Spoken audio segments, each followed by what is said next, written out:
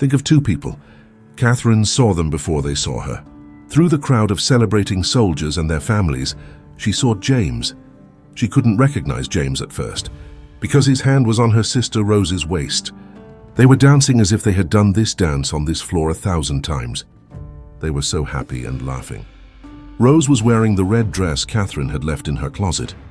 James, the betraying James, I can't describe how he looked at Rose. He used to look at Catherine that way. This story tells more than a broken promise, a sister's betrayal, and how coming home from war hurts more than the war itself. There's only one way to tell you about such a betrayal and make you feel this emotional turmoil. Let's get into the story together. You need to understand what Dublin was like in August 1940. Ireland was officially neutral in the war, but that didn't mean the Irish weren't fighting. Thousands of young Irish men crossed the border to join the British Army. Some did it for adventure, some for money. Some joined the war because sitting out the greatest conflict in human history felt like cowardice. James Murphy was one of those men. He was 28, from a working-class family in Dublin's oldest neighborhood, Liberties. Before enlisting, he worked at the Guinness factory, saving money, trying to build a life amid those hardships. Catherine Walsh was 26, a nurse at Mater Hospital. She met James at a Sailie dance in 1938. James stepped on her foot during the first dance, apologized profusely, and spent the rest of the night making her laugh to earn her forgiveness. They'd been together ever since.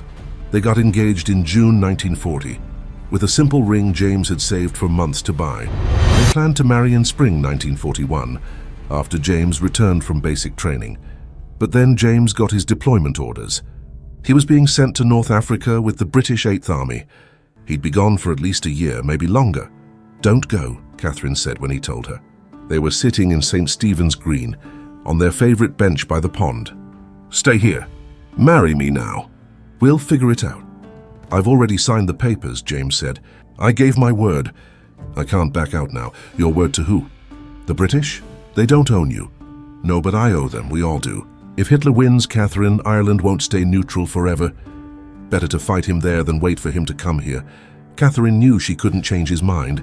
James was stubborn, honorable to a fault up to this point. Once he made a commitment, he kept it. "Then promise me something," Catherine said, taking both his hands. "Promise me you'll wait for me, no matter what. Promise me that when you come home, you'll still be mine." James pulled her close. "I promise. I'll wait a lifetime if I have to. You're the only woman I'll ever love. Say it again, I'll wait for you. I promise." James left in September 1940. For the next 2 years, Catherine lived for his letters. They came irregularly, sometimes 3 in 1 week, then nothing for months. But eventually, he always tried to send a letter. James wrote about the desert, about the heat that made your brain feel like it was melting, about his buddies, Tommy from Cork, Sean from Belfast, Liam from Galway, about the boredom between battles, the terror during them, the strange beauty of a North African sunset. But mostly, his letters mentioned the day they would be reunited. "When I get back, we're getting married immediately. I don't care if it's in a church, a barn, or the middle of O'Connell Street. I need to make you my wife before anything else goes wrong. I think about you every night." Your laugh. The way you scrunch up your nose when you're thinking. The way you'd steal my fries when you thought I wasn't looking. "I'd give anything for a normal day with you right now. The guys tease me because I carry your photo everywhere. They call me One Woman Murphy. I don't care. I told them I'm the luckiest man alive because you're waiting for me." That shuts them up. Catherine kept every letter. She reread them until the paper was soft and worn.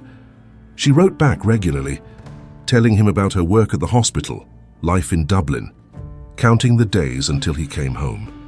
Catherine's younger sister Rose was 20 in 1940. She was beautiful in a head-turning way, blonde where Catherine was brunette, curvy where Catherine was slim, confident where Catherine was careful. Rose had never liked that Catherine got engaged first. She was used to being the pretty one, the popular one, the one boys noticed. But James only had eyes for Catherine, and that had bothered Rose very, very much. When James went to war, Rose was sympathetic at first. "You must miss him so much," she'd say to Catherine. "How do you bear it?" But after a few months, Rose's tone changed. "Do you really think he's staying faithful?" she'd ask. "Men away at war have needs, Catherine. You'd have to be naive to think he's sitting in the desert pining for you. James isn't like that, Catherine would say firmly. All men are like that. You just don't want to see it. Catherine tried to ignore Rose's comments. Her sister was always dramatic, always needed attention. This was just Rose being Rose. In July 1942, Catherine made a decision.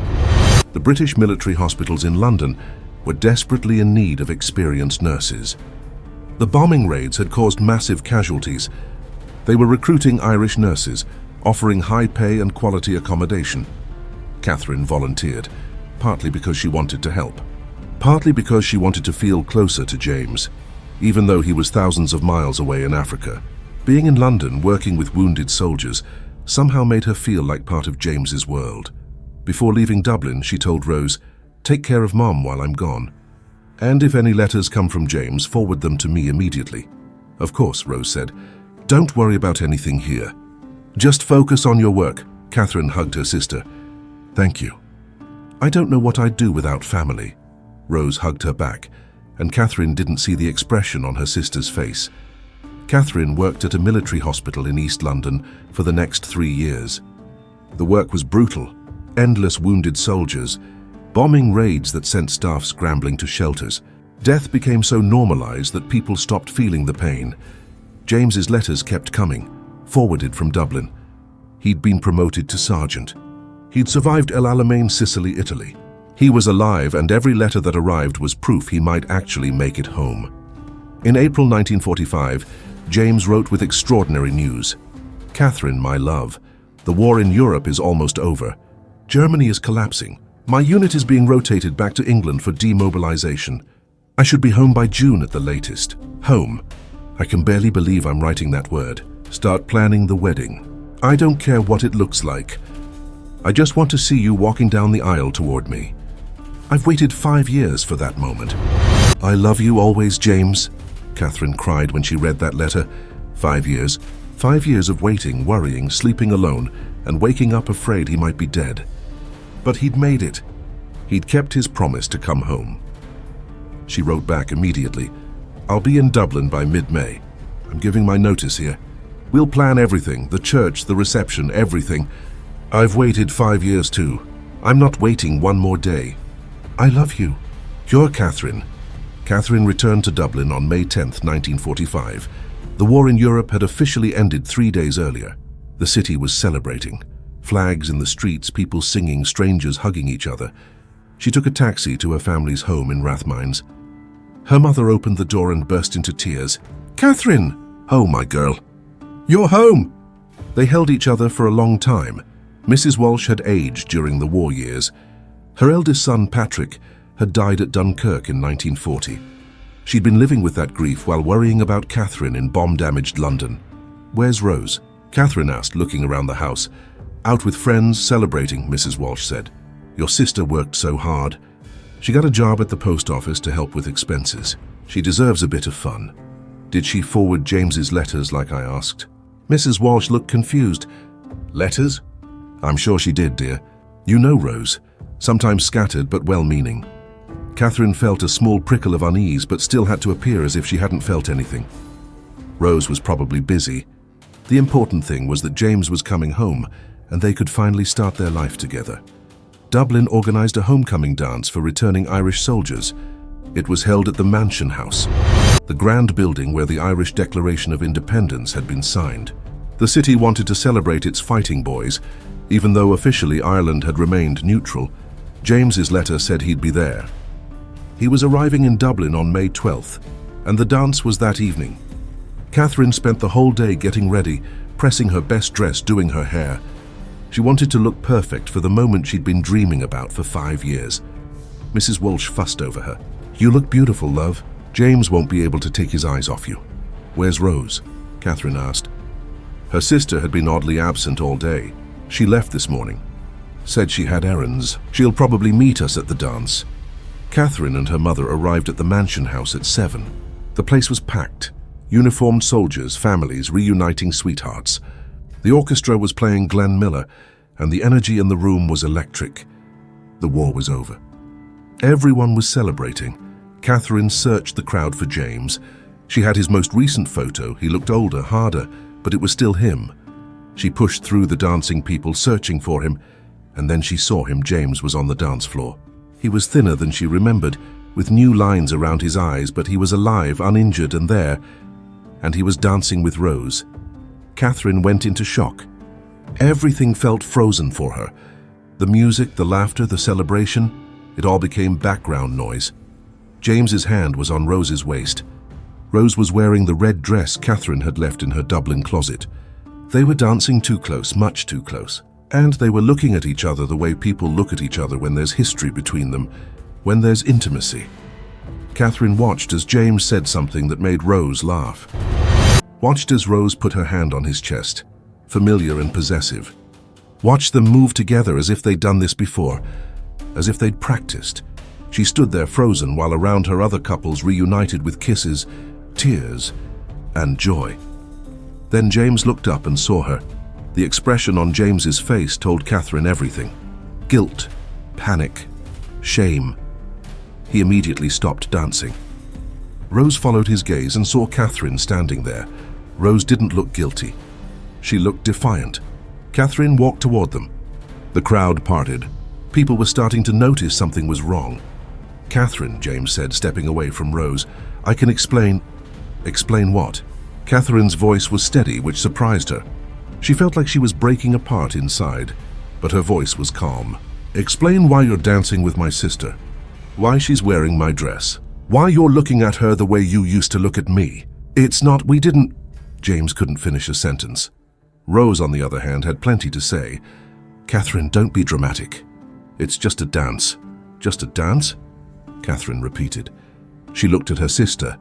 Really looked at her for a long time. Rose had done her makeup the way Catherine used to. Her hair was styled the way James once said he liked. And she was wearing Catherine's engagement ring. No, wait. Catherine looked at Rose's left hand. There was a ring there, but it wasn't Catherine's. It was different, newer. What is this? Catherine asked. Rose looked at her hand, then at Catherine. James and I are engaged. The world felt like it was witnessing Catherine's moment.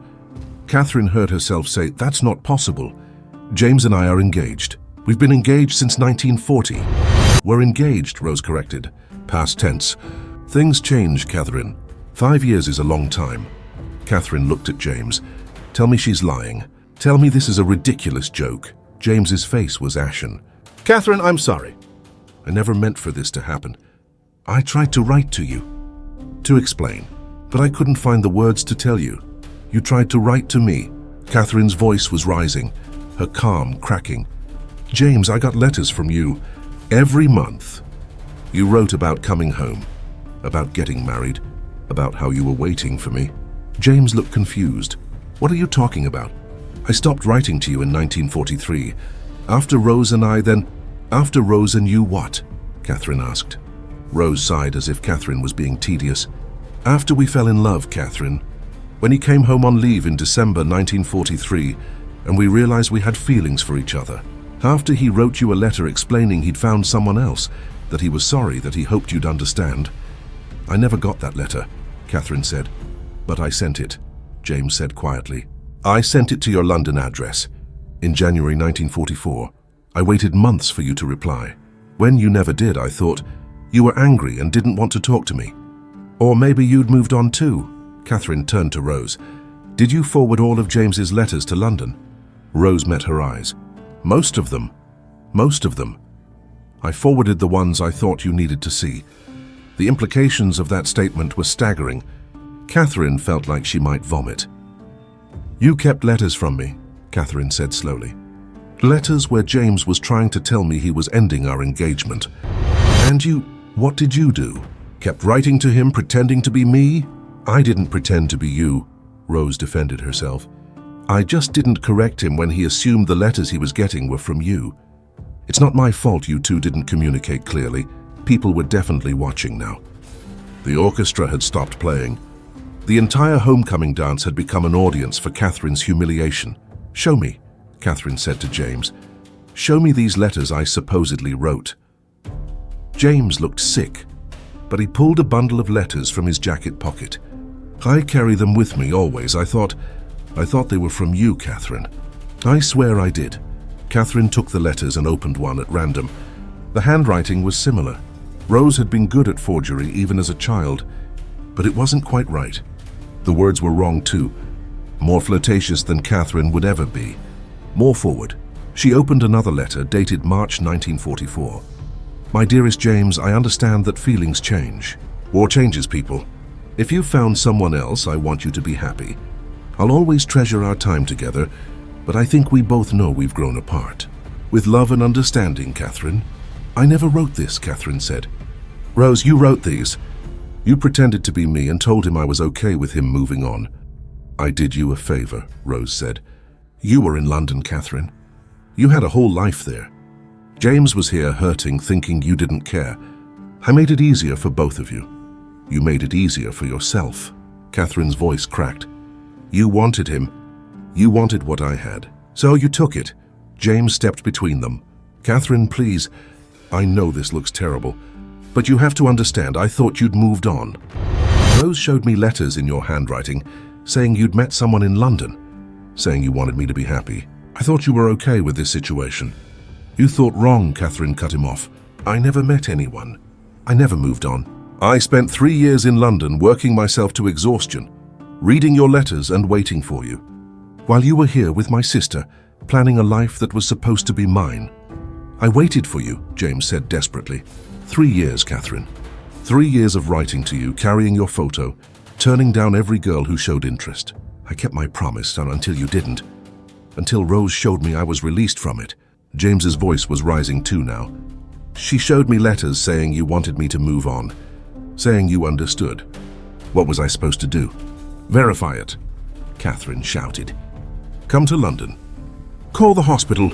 Ask me yourself instead of taking Rose's word for it. The crowd around them had grown. Other soldiers and their families were watching this drama unfold. Some seemed sympathetic to Catherine. Others looked uncomfortable, as if they wanted to be anywhere else. An older woman stepped forward. You should be ashamed, she said to Rose. Stealing your own sister's man. That's low even for these times. I didn't steal anything, Rose shot back. He chose me. Catherine was away for 3 years. What did she expect? I expected my sister not to betray me. Catherine's voice broke. She was crying now, couldn't stop the tears. I expected my fiancé to keep his promise. I expected she couldn't finish. The words were choking her. Mrs. Walsh came through the crowd looking horrified. What's going on? Catherine, Rose, ask your younger daughter, someone in the crowd said. Ask her what she's been up to while Catherine was in London saving lives. Mrs. Walsh looked at her daughters, understanding dawning on her face. Rose, tell me you didn't. Didn't what, Mom? Rose said defiantly. Didn't fall in love? Didn't take a chance at happiness? Catherine wasn't here. She made the choice to go to London, to work as a nurse during a war. Catherine screamed. I went to help people. I went because I thought I was making a difference while waiting for him to come home to me.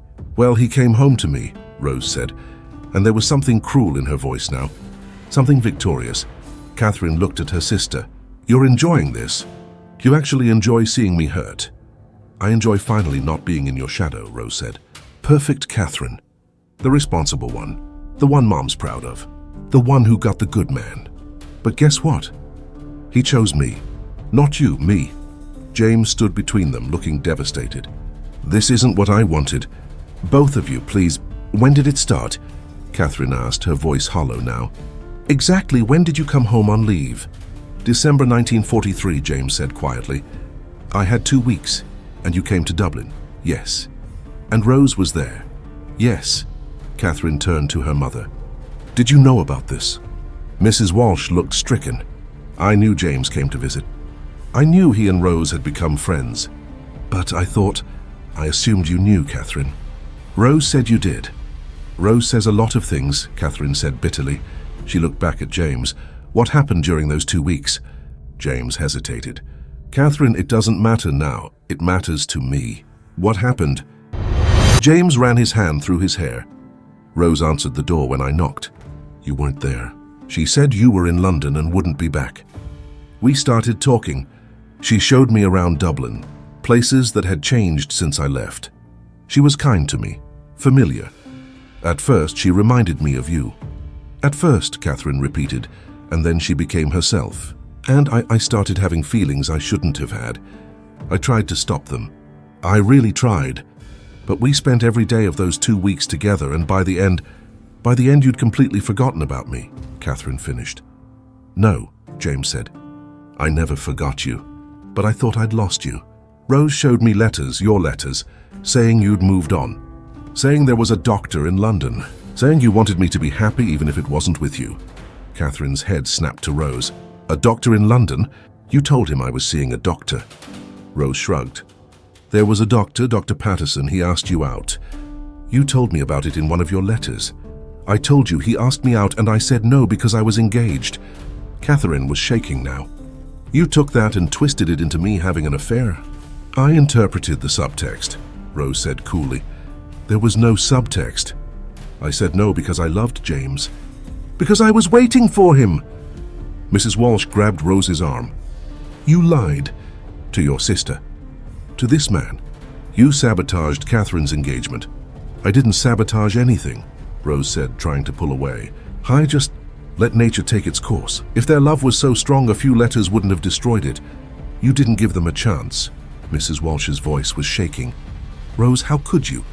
After everything Catherine's done for this family, after she went to London to help with the war effort while you were safe here, what have you been dealing with? Safe? Rose's voice rose. You think I was safe? Dublin was bombed too, Mum. And I was alone taking care of you, working at the post office, managing everything while Catherine played hero in London. I was a nurse in a war zone. Catherine shouted. I watched men die every day. I held their hands while they bled out. I worked 18-hour shifts in buildings being bombed. Don't you dare minimize what I did. And I was here, Rose said, tears in her eyes. I was here being boring, reliable, Rose. Nobody writes songs about the girl who stayed home. Nobody holds parades for the sister who wasn't a hero. For a moment, Catherine saw something in Rose's face she'd never seen before. Not just jealousy, pain. The pain of always being compared, always being second, always not being good enough. But then Rose's face hardened again. And then James came home. And he looked at me. Really looked at me. Not as Catherine's little sister. As Rose, as myself. And I wasn't going to give that up. I loved you, James said to Catherine.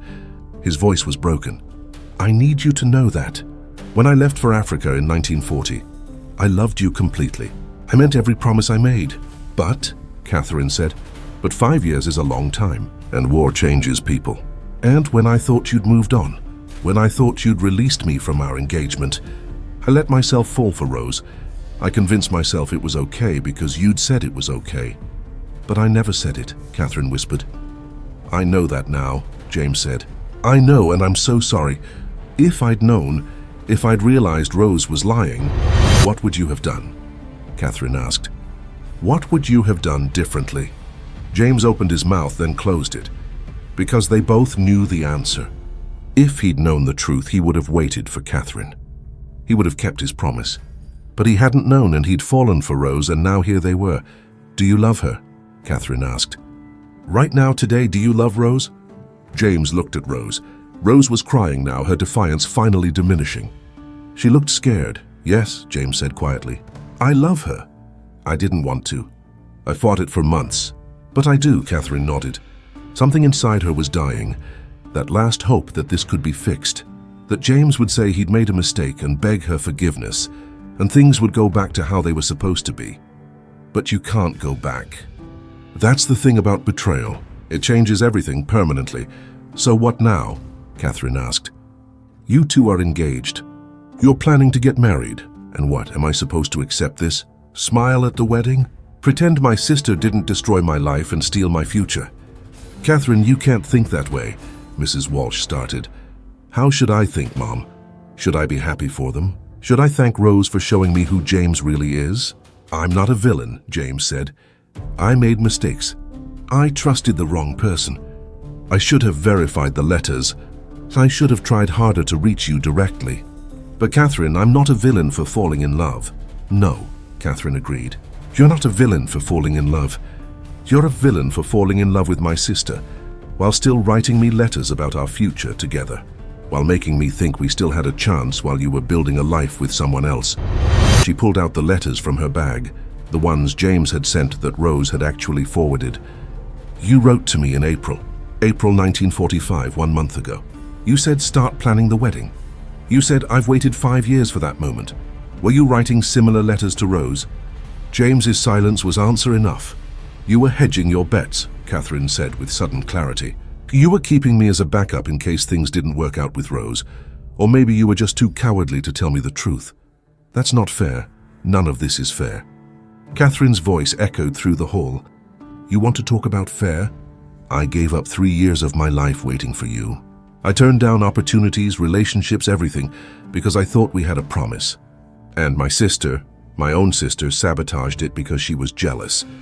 And you let it happen, because verifying the truth was too much effort. Catherine took off the engagement ring James had given her in 1940. She'd worn it for 5 years, even in the London hospital where jewelry was discouraged. She'd worn it through air raids, exhaustion, and every lonely night. She held it out to James. Take it, Catherine, take it.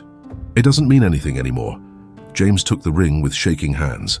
Catherine turned to Rose. I hope you're happy. I hope it's everything you wanted. I hope when you wake up next to him, you never think about what you did to get there. Catherine, please. Rose was crying harder now. I never wanted to hurt you. Yes, you did, Catherine said simply. That's the whole point. You wanted to hurt me. You wanted to win. And you did. Congratulations. She turned to her mother. I can't stay in Dublin. I can't be in the same city as them. I'm going back to London.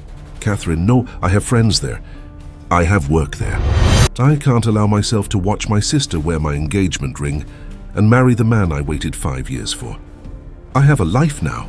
Mrs. Walsh was crying too now. Don't go, please, we'll figure this out. There's nothing to figure out, Mom. Rose made her choice. James made his choice. Now I'm making mine. Catherine walked out of the mansion house into the Dublin night. Behind her, the dance continued. People went back to celebrating. The orchestra started playing again. Life went on because life always goes on, even when yours is falling apart. She walked all the way home, didn't care that it was late, didn't care about anything. When she got home, she packed a bag. Just essentials. She'd have the rest sent later. Mrs. Walsh tried to talk her out of leaving. Stay one night, please, we'll talk in the morning when everyone's calmed down. I'm perfectly calm, Catherine said, and she had set her course. She felt numb, hollow, but calm. I just can't be here. She left that night. Took a train to the ferry port, crossed the Irish Sea as the sun came up. By the time James and Rose woke up the next morning, Catherine was already back in London. James and Rose got married in August 1945. Catherine heard about it from a friend. They had a small wedding. Mrs. Walsh attended but barely spoke to Rose for months. Catherine threw herself into her work. She stayed at the London hospital, eventually becoming head nurse of her ward. She dated occasionally but never seriously. She told herself she was fine, that she'd moved on, that James and Rose didn't matter anymore. But she dreamed about them, about the dance floor, about Rose wearing the dress, about James's face when he saw her. These dreams felt like they'd never end. 18 months after the homecoming dance, Catherine received a letter from Rose. She thought about throwing it away without reading it, but curiosity won. Dear Catherine, I know you probably don't want to hear from me. I know what I did was wrong, but I need you to know something. James and I were not happy. We thought we would be, but we're not. Sometimes he looks at me as if I were you. When he's half asleep, he calls me by your name. We fight constantly. I think he resents me for what I did. I think he realizes now that he loved you more than he loves me. I'm sorry. I'm so sorry. I ruined 3 lives trying to fix my own. I hope someday you can forgive me. Your sister Rose. Catherine read the letter 3 times. Then she burned it. She never replied. You want to know if she forgave them, if there was a tearful reunion where they all acknowledged their mistakes and moved forward as a family. There wasn't. Catherine never spoke to Rose again. She sent birthday cards to her mother, but never visited Dublin. When her mother died in 1952, Catherine went to the funeral but didn't stay for the reception where Rose would be, and left immediately. She saw James once by accident. In London in 1959, he was there on business. They passed each other on the street. He looked older, tired, unhappy. "Catherine," he said. "Hello, James," she said. They stood there for a moment, and all the words they'd never said hung between them. Then Catherine said, "Excuse me, I'm late for an appointment," and walked away. That was the last time they ever saw each other. James and Rose stayed married. They had 2 children. From the outside, they had a normal life, but those who knew them said they always seemed unhappy, as if they were serving a sentence rather than living a marriage. James died of a heart attack in 1974. He was 57. At his funeral, someone said he'd never fully recovered from the war. But those who knew the real story understood it wasn't the war that broke him. It was Rose who had put him through all this. Rose lived until 1989. She never remarried after James died. She lived alone in their Dublin house, and neighbors said she kept a photograph on her mantel. It was from before the war, James and Catherine at their engagement party, smiling, hopeful, in love. Why would Rose keep that photograph? Maybe guilt, maybe regret, maybe it was a reminder of what could have been, what should have been, before she decided to take what wasn't hers. Catherine never married.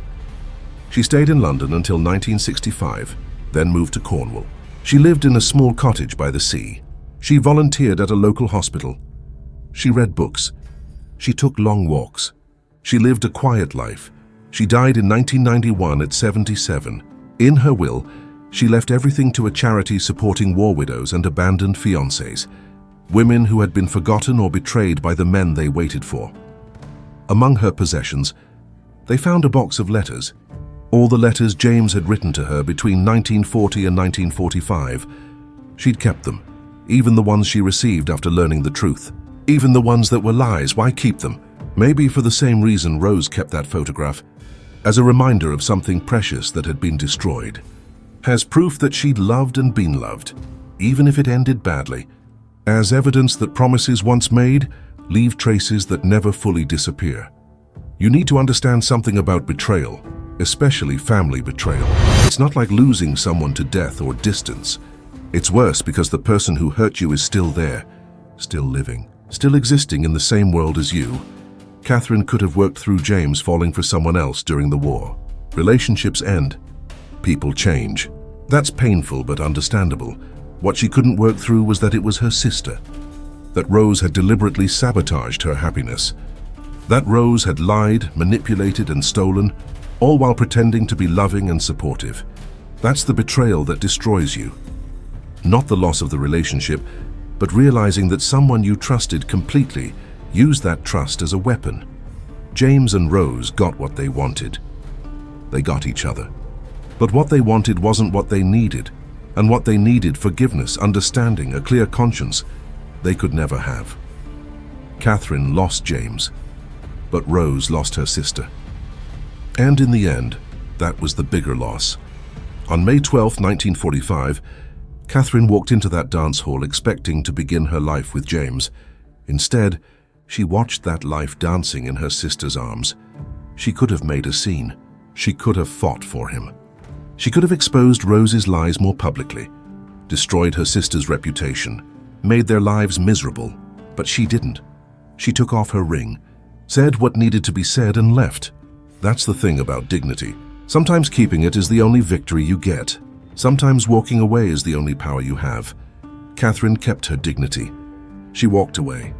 She built a different life. It wasn't the life she'd planned, the life she'd waited 5 years for. But it was hers, and nobody had stolen it. James and Rose got each other, but they never got peace. They never got joy. They built their marriage on lies and betrayal. And you can't build anything lasting on that foundation. So who won? Nobody. That's the truth about family betrayal. There are no winners, just different kinds of loss. Catherine lost her fiancé and her sister. Rose lost her integrity and her sister's love. James lost Catherine and any chance at genuine happiness. The only winner was time. Time that proved Catherine was right to leave. Time that showed Rose that stolen happiness never lasts. Time that revealed James was weaker than anyone thought. 52 years after that dance, Catherine died with a photograph of James from 1940 on her bedside table. Young James, hopeful James, the James who'd promised to wait. That's the James she chose to remember, not the man who broke his promise. Not the man who was too weak or too cowardly to verify the truth. but the boy who'd stepped on her foot at a ceilidh in 1938 and spent the rest of the night making her laugh. She kept the good memory and discarded the rest. Maybe that's the closest thing to forgiveness she could manage, or maybe it was just another kind of heartbreak stretched across 5 decades. Yes, we've reached the end of another incredible story. A unique story about the pain people suffer, the plans they make, the wrong choices they make. Nobody would want to be in Catherine's shoes, but I'm sure nobody would want to be in Rose's shoes either. I hope this story serves as an opportunity for people to understand that they shouldn't change what they set out for and what they find along the way. Rest assured that we'll be back with equally compelling content in our future videos. I love you all. Stay tuned. Goodbye.